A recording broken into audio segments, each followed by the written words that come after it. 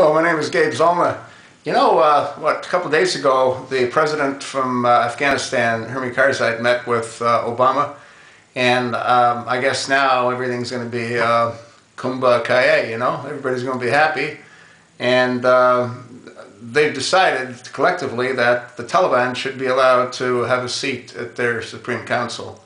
Now, what's interesting, and you might want to do this because I did it and I think it's rather fascinating. I did a little bit of research on the Taliban and on Al-Qaeda, and they're two definitely opposed organizations. The Taliban developed as Pushtun. That's a Pushtun movement. Pashtuns are a defiantly tribal society.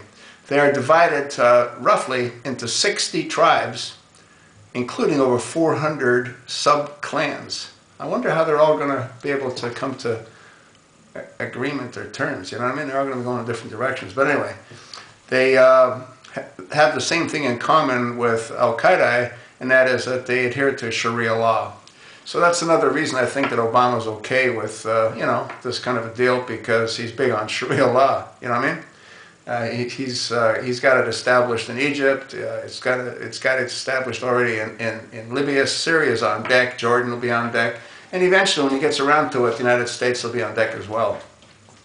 The major difference between the Al-Qaeda organization and the Taliban is that the Al-Qaeda look down on the Taliban. They consider them to be somewhat barbaric in comparison. Whereas when the Al-Qaeda initially formed, they were formed by highly educated individuals. You know, they had doctors, who's now the head guy for Al-Qaeda, by the way. But anyway, so they considered themselves to be superior, but their common thread, again, is Sharia law. Now, the difference between Al-Qaeda as well, I think they're a little bit more, you know, over the edge, because they're big on blowing themselves up as long as they're taking the infidels with them. I don't think the Taliban sort of is into that. But then again, I might be wrong.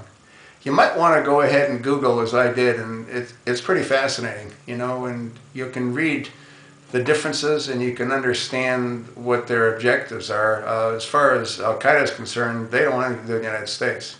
They want us completely out of their lives, and they will continue to attack us because we attack them.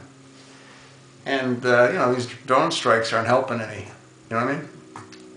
So I guess that's why the Taliban isn't overly concerned with the drone strikes, because Obama's not whacking them, he's whacking the Al-Qaeda guys. Which is interesting all by itself. Yeah. Well, Obama, I don't think is an Al-Qaeda guy, but he definitely is an Arab Muslim. And he definitely wants to bring Sharia law to this country. That's what he will do if he's given an opportunity to stay in power.